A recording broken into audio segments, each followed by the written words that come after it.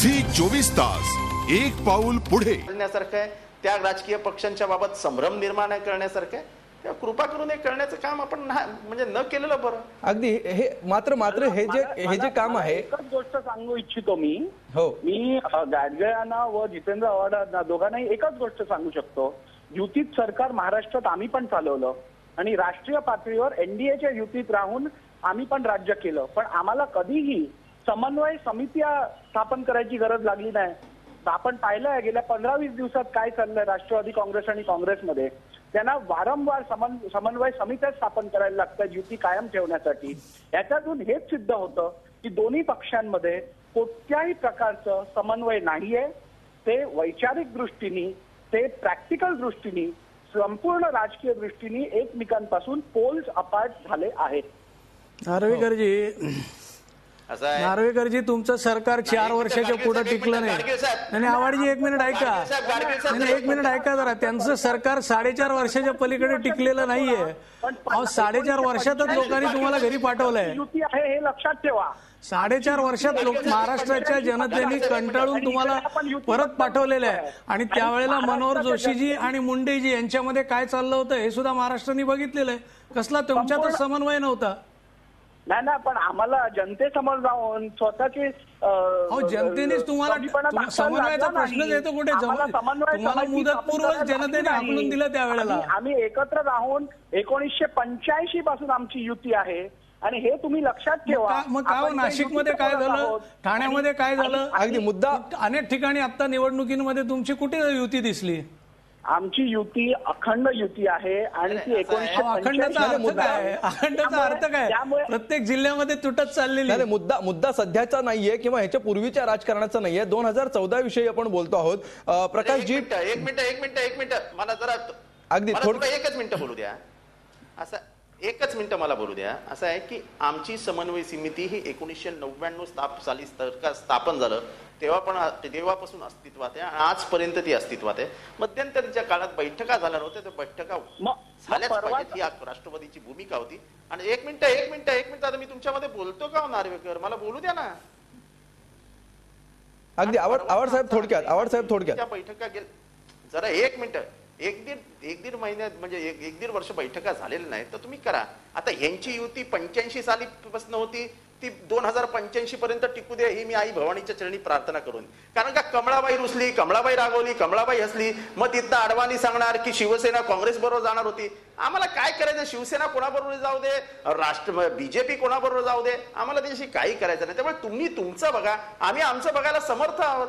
कशा लोक आमचं काय करणार, आम्ही कोणाबरोबर जाणार, आमचं लग्न कोणाबरोबर होणार. अहो आम्ही लग्न करू, हनीमूनला जाऊ, आम्ही पोरं पण काढू. तुम्ही कृपया त्याच्यात बघू नका. तुमचं कसं चालतंय आपलं त्याच्याकडे लक्ष द्या, त्याच्यात तुमचं भलं आहे. आमच्याकडे मध्ये वगैरे काय दखल देण्याची गरज नाही. 50 वर्षाच्या इतिहासात फक्त 4.5 वर्ष सत्ता लोकांनी तुमच्या हातात आणि 4.5 वर्ष अगदी राहुलजी, अगदी जितेंद्र आव्हाड आणि राहुल नार्वेकर आपली वेळ संपत आलेली आहे. प्रकाशजी तुम्ही काय म्हणाल, ही जी संपूर्ण चर्चा चाललेली आहे 2014 विषयी आपण बोलतो आहोत, काय तुमचे अंदाज आहे? नाही, मला निश्चितपणे असं वाटतं की आज देशामध्ये जे वातावरण आहे ते बघितल्यानंतर 2014 साली जो काही जनमताचा कौल येईल तो कौल आल्यानंतर निश्चितपणे राजकीय समीकरणं आपल्याला बदललेली दिसतील. आणि मला असं वाटतं की आपण मागे काय झालं किंवा कोणत्या पक्षांचे काय संबंध होते ह्याच्यावर चर्चा करण्यात अर्थ नाही. युती धर्म ज्यांनी पाळला, सर्वांचं जे काही राजकीय वाटचाल आहे ती सगळ्यांची लोकांसमोर आहे, तर लोक याचा विचार करून मतदान करतील. आणि निश्चितपणे 2014च्या वेळेस जो कौल येईल त्याच्यानंतर देशातले राजकीय समीकरण आपल्याला बदललेले दिसतील. अगदी शेवटी आपण जाऊया कुमार सप्तर्षींकडे. सप्तर्षी साहेब, अगदी थोडक्यात शेवटी तुम्ही काय सांगाल, 2014 साली ज्यावेळी निवडणुका होतील त्यानंतरची जर परिस्थिती आपण बघितली तर जितेंद्र आव्हाड आणि या ठिकाणी गाडगीळ साहेब दोघेही एकाच बाजूला सध्या भांडताना दिसत आहेत, एकाच मुद्द्यावर एकाच बाजूनी.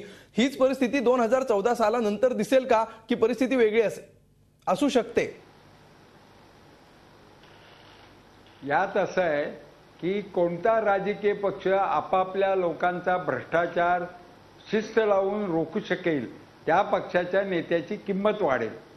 आणि तरी काय तो देश चालवायला उपयोगी येणार नाही म्हणून आघाडीत आले. तर जर शिवसेनेच्या कॉर्पोरेटरचा भ्रष्टाचार उद्धव ठाकरे थांबवू शकले तर त्यांनाही चांगले दिवस आहेत. जर जितेंद्र आव्हाडांच्या म्हणण्याप्रमाणे जर या राष्ट्रवादी काँग्रेसमधल्या लोकांनी प्रॉपर्टीची हाऊस आणि पैसे जमवण्याची हाऊस जर कमी केली तर त्यांनाही बरंच आहे. निदान काँग्रेसच्या मध्ये ते त्यांच्या लोकांना घरी बसवायला सुरुवात केली त्यांनी, एवढं आपल्याला म्हणता येईल. आणि म्हणून बाय अँड लार्ज सगळं जर पाहिलं तर जोपर्यंत काँग्रेसकडे मुस्लिम मतदान आहे, जोपर्यंत ख्रिश्चन मतदान आहे म्हणजे अल्पसंख्याकाचं, जोपर्यंत दलित मतदान आहे आणि जोपर्यंत आदिवासी आहे, तेव्हा त्यांना थोडंसंच काम करायचं आहे. त्यांनी जर थोडा भ्रष्टाचार कमी केला, थोडी महागाई कमी केली तर ते पुन्हा सत्तेवर येतील असा माझा अंदाज आहे. अगदी सध्या तरी राजकीय पक्ष केवळ वेगवेगळी बाकीच्यांसाठी जरा खूप अवघड आहे. सध्या राजकीय पक्ष वेगवेगळी हिंट द्यायला लागलेले आहेत. त्याच्यातून काय चर्चा होते, लोकांमध्ये काय प्रतिक्रिया उमटतात हे कदाचित चाचपणी करण्याचा सुद्धा हा राजकीय पक्षांचा प्रयत्न असू शकतो. त्यातून काय नेमकं बाहेर येत आहे, लोकांच्या प्रतिक्रिया काय आहेत हे सुद्धा आपल्याला या संपूर्ण चर्चेतून आणि आम्ही जो पोल घेतला त्याच्यातून समजतं आहे. 2014ला अजून 2 वर्ष बाकी आहेत. मात्र आता ह्या निवडणुका खूप लांब राहिल्या असं वाटत नाहीये. ज्याप्रमाणे या चर्चा सुरू झालेल्या आहेत त्याच्यामुळे प्रत्यक्षात काय होतं, प्रत्यक्ष कशी गणितं जुळतात हे पेपर निघाल्यानंतरच स्पष्ट होईल. आणि मग कुणाला किती मार्क मिळतात त्याच्यानुसार कुणासोबत जायचं याची गणितं आखली जातील. मात्र तोपर्यंत चर्चांना उधाण येत राहील, पुढ्या सोडल्या जातील आणि 2014च्या निवडणुका जवळ यायला लागलेल्या आहेत. याची नांदी इथून पुढे जास्तीत जास्त मोठ्या प्रमाणात आपल्याला मिळत राहणार आहे. तूर्त धन्यवाद सगळ्यांचे या चर्चेमध्ये सहभागी झाल्याबद्दल. रोखोकमध्ये आज इतकंच. ताज्या बातम्यांसाठी पाहत रहा झी24 तास.